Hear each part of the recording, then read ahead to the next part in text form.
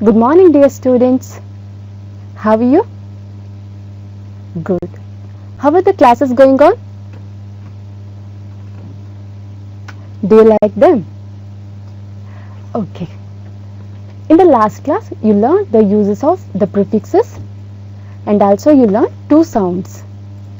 Which are the children? Very good. One is E and another one is E. E for ink, inch, beside. E. Very good. Eat, dream, seen. Right? Okay. In this class, you learn how to speak, read and understand English. You'll also learn some expressions of greeting. I'll begin this class with a conversation. The conversation is between a doctor and a patient. We read the conversation, listen to us carefully. I take the role of patient. I'll take the role of the doctor. Good evening, doctor. Good evening. What's your trouble?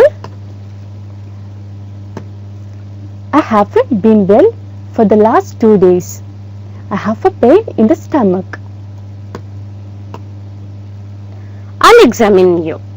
Please lie down. Alright, doctor.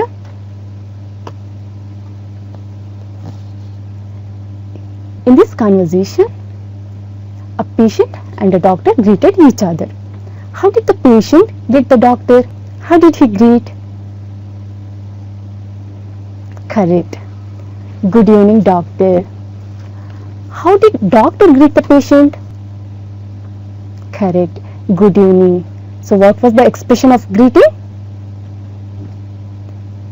Yes, the expression of greeting was good evening. It is formal, official. It's a formal expression of greeting. Students, I'll read this conversation once again. You have to repeat after me. Is it okay? Okay. Good evening, doctor. Repeat it, children. Good evening. What's your trouble?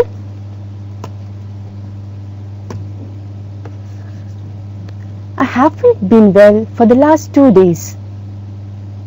Repeat. I have a pain in the stomach.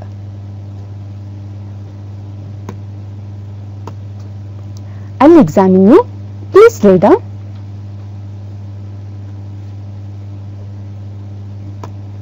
Alright, doctor.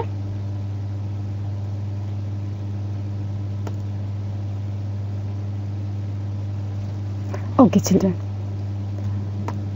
Here is one more conversation. Here are two persons, Rahul and Sita. They are meeting for the first time. They are strangers, means they don't know each other personally, but they have met for some official work. Let's see how do they converse. We will read the conversation. You have to listen to us attentively. Here I take the role of Rahul. I'll take the role of Sita. Hello, good morning. Good morning. How do you do? How do you do? Now tell me, children, how did Rahul greet Sita? Correct. Rahul greeted Sita with hello. It's also a formal expression. After hello, what did Sita say? Correct. After hello, Sita said, how do you do? How do you do? How do you do is also an expression of greeting. It is used when the person meets other for the first time. So when Sita asked, how do you do? What did Rahul reply? Did he say, I'm doing good? Did he say, I'm well? I'm doing well? No. Then what did he reply? Yes. He also said, how do you do? Here children, how do you do is not a question. If somebody asks you, how do you do? What you have to reply? Correct. How do you do? Repeat after me.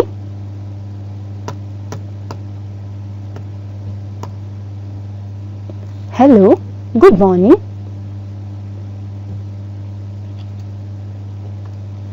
Good morning. How do you do? How do you do? Very good children. So here is one more conversation. It's a telephonic conversation. Srinivas and Bharat are over the phone. Here I take the role of Srinivas. I'll take the role of Bharat. Hello, would you please connect me to Mr. Satish? Sorry, he's not in the office. May I know who's speaking? It's Srinivas, his client. Any message for him? Please tell him I called. Okay. So in this conversation, how did Srinivas greet the person on the other side? Correct. Srinivas greeted with hello.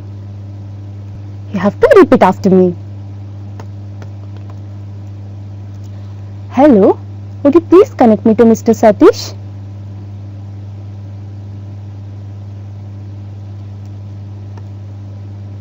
Sorry, he is not in the office. May I know who is speaking? Children, see here, he is asking may I know who is speaking. He is not asking who are you. Here, may I know who is speaking? It's a polite way of asking.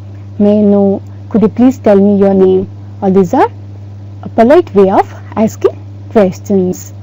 So he is asking, sorry, he is not in the office. May I know who is speaking?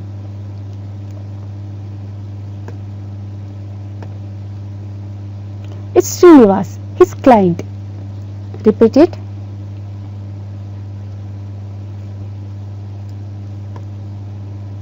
Any message for him?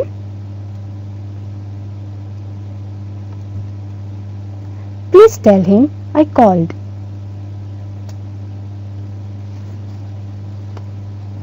Okay. So children, you have seen the conversation between a patient and a doctor, and then you had seen the conversation between two persons who have met for some official work, and after that you had seen a conversation over telephone. Now here is one more conversation. It is between two friends. One is Seema and another one is Chandru. Here I take the role of Chandru. I'll take the role of Seema. Hi Seema. Hi Chandru, how are you? Fine. And you? Doing well. Have you been preparing for the competitive examination? Yes, I'm working hard. Good. I wish you success. Thank you. Children, tell me, in this conversation, how did they greet? Yes, with hi. Chandru said, hi Seema. And Seema also said, hi Chandru. Right? Now I'll read this conversation once again. Repeat after me. Hi Seema. Hi Chandru. How are you? Fine. And you? Doing well. Have you been preparing for the competitive examination? Yes, I'm working hard. Good. I wish you success.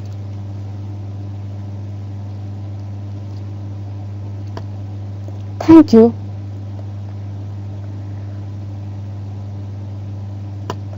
So children, the expressions of greeting may be good morning, good afternoon or good evening, hello or hi.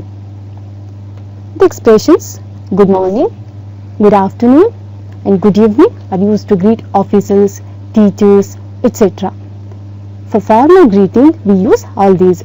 For official greeting, we use all these. Good morning, good afternoon, good evening. We never say hello or hi for formal greeting. For formal greeting, we use good morning, good evening, good afternoon. How do you greet your friend? What do you say if you meet your friend? Hi Chandana, hi Akash, hi Sapna. Which expressions of greeting you use here? Very good. Hi.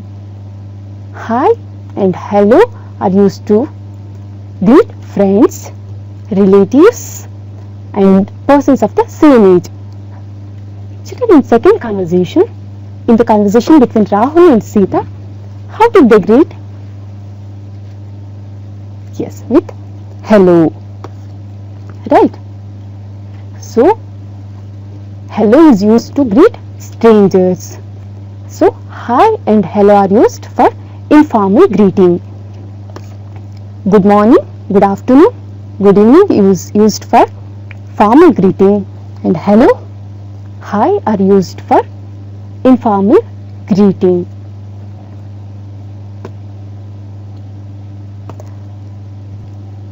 So here I have some pictures. Read the pictures. Each picture has a warning. Say the meaning of each warning in at least 2 sentences. Okay. Now tell me children, what is this? Yes, a cigarette pack. So what are the warnings that you can see on this pack? Correct. Smoking kills. Smoking is injurious to health. Now I'll take this warning. Smoking is injurious to health. So warning is, yes, smoking is injurious to health. What is the meaning of this warning? What do they mean? Correct. Smoking affects one's health. It causes many dreadful diseases. Do you know what is dreadful? What is the meaning of dreadful? Dangerous. Yes, it causes many dreadful diseases like lung cancer, mouth cancer and some diseases related to lungs. Yes, don't smoke. One shouldn't smoke. Now look at this children. What is this? What is this? Yes, a tube of ointment. A tube of ointment. What warnings do you see on this tube? Have you ever observed the warnings on the tube? Correct. For external use only. Keep it in a cool and dry place. Use only on the advice of doctor. These are all the sentences that we see on the tube of ointment. Now I'll take the sentence for external use only. So warning is, yes, for external use only. What does it mean? Yes, don't consume it. Don't consume it. Use only on the skin. So here is next one. This is a bottle of insecticides or pesticides. What is insecticide or pesticide? A chemical that kills insects or pests. What is the warning that can you see on a bottle of insecticide? Yes, keep out of reach of children. So warning is, yes, keep out of reach of children. What does that mean? Correct. Yes, it is poisonous. So we have to keep it in a high place or in safe place. Only adult should handle it. Only adult should handle it.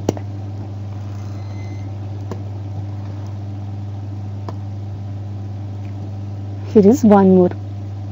It's a bottle of chloroform. You have studied in your science classes, right? What are chloroforms? Yes, it's a bottle of chloroform. What is the warning on the bottle of chloroform? What is that warning? Yes, don't inhale. Don't inhale. So meaning is don't breathe it in. Make you unconscious. It may even result in death. Don't inhale. So children, we have seen some expressions of greeting and also some warning signs. Here is a paragraph for you. I will read it. You listen to me carefully. After that, I will ask you some questions. You have to answer them. Okay? Okay. Mahatma Gandhi went from city to city, village to village, collecting funds for the Charaka Sangh. During one of his tours, he addressed a meeting in Orissa. During one of his tours, he addressed a meeting in Orissa. After his speech, a poor old woman got up. She was bent with age.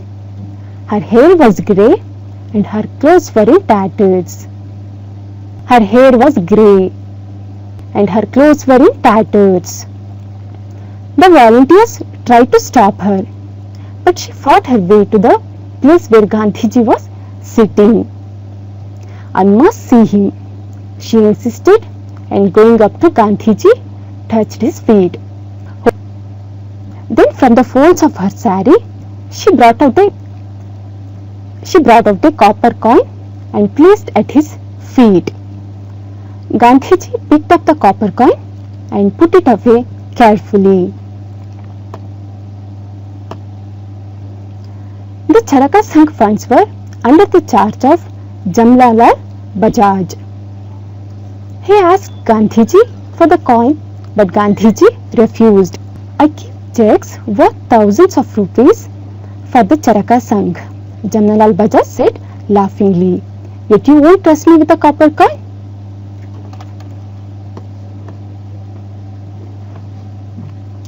This copper coin is worth much more than those thousands, Gandhiji said. If a man has several lakhs and he gives away 1,000 or 2, it doesn't mean much. But this coin was perhaps all that the poor woman possessed. She gave me all she had. That was very generous of her. What a great sacrifice she made. That's why I value this copper coin more than 1 crore. That's why I value this copper coin more than 1 crore.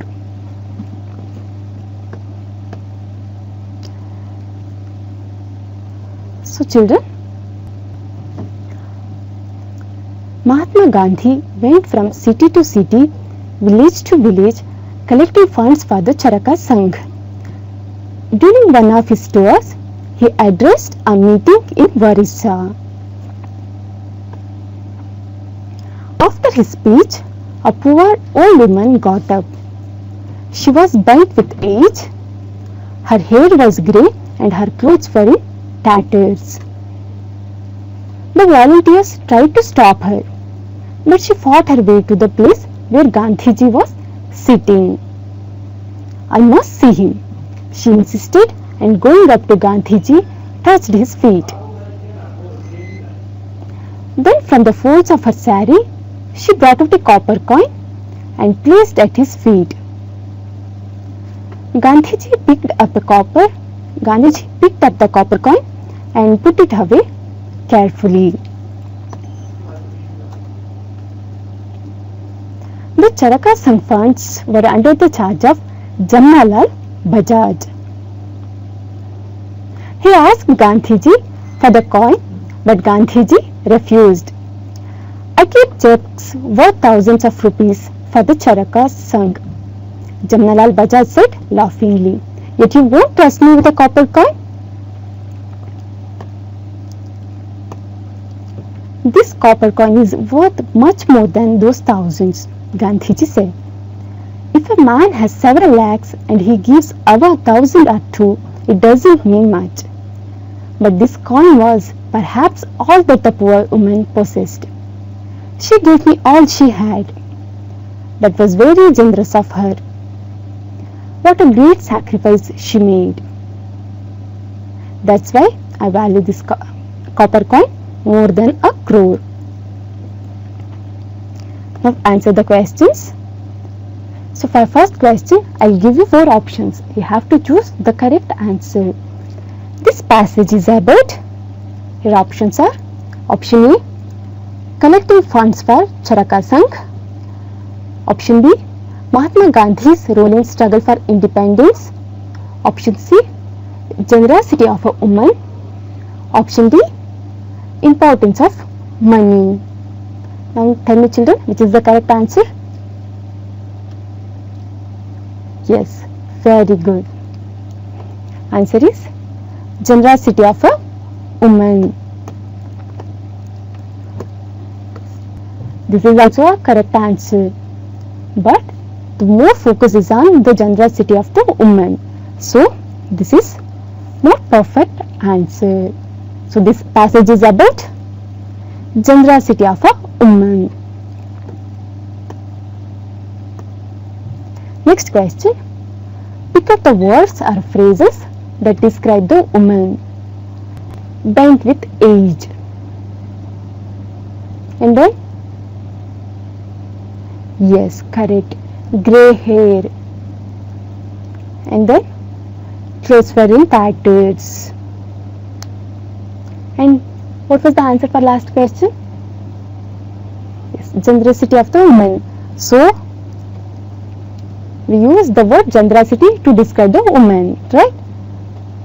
So the answer is bent with age, grey hair, clothes in tatters, generous. These are all the words or phrases that describe the woman. Next, here I have some sentences, some statements. You have to tell me whether it is true or false. Say whether the following statements are true or false. First sentence is, Gandhiji didn't trust Jamnalal Bajaj.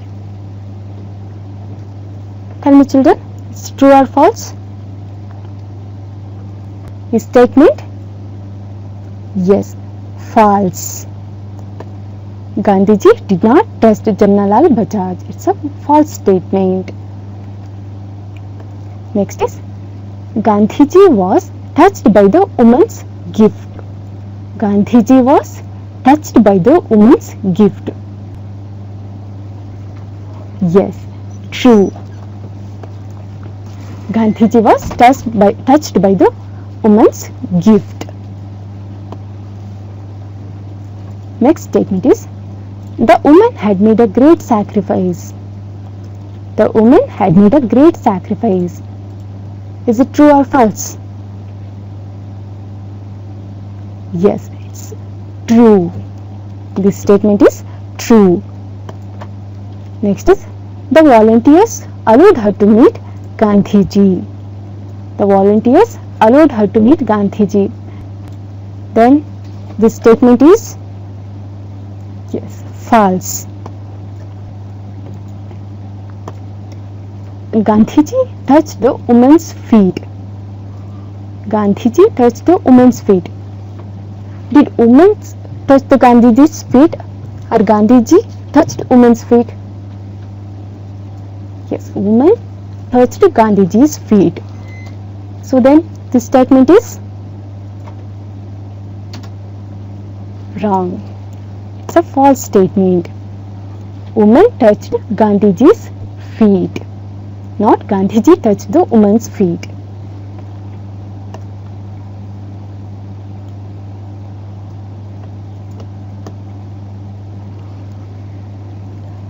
Children, here is one more activity for you. Here is a paragraph. I'll read the paragraph. After that, there are some words are hidden in this maze. You have to find out the words using the clues. First, I'll read the paragraph. As the night comes, fairy tales are told. Short dramas are recited. Our Gurudeva's songs are sung, and different school gatherings are held. By 9 o'clock, all are glad to retire to rest.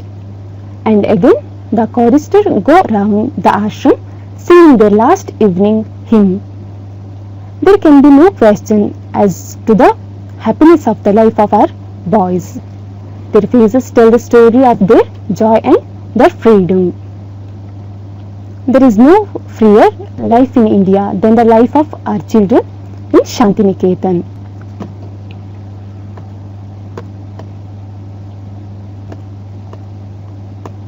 First clue is an art form enacted in the theatre. An art form enacted in the theatre. Correct. Drama. An art form enacted in the theatre is drama.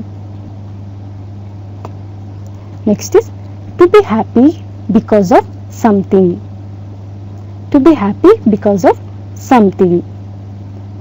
So find out the word which gives the meaning to be happy because of something. Yes, glad. Next clue is a meeting of a group of people.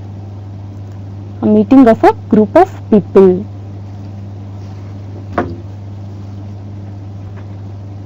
Yes, gathering. Gathering. Next is to stop doing work. To stop doing work. Retire. Retire. Next is a song of praise to God. A song of praise to God. Yes. Hymn. Hymn. So children, in today's class you have learned some expressions of greeting and also some warning signs, and you had answered for the questions. Those are on the paragraphs, right? Yes. So if you have any doubt about this session, please call the numbers displayed on the screen. So thank you.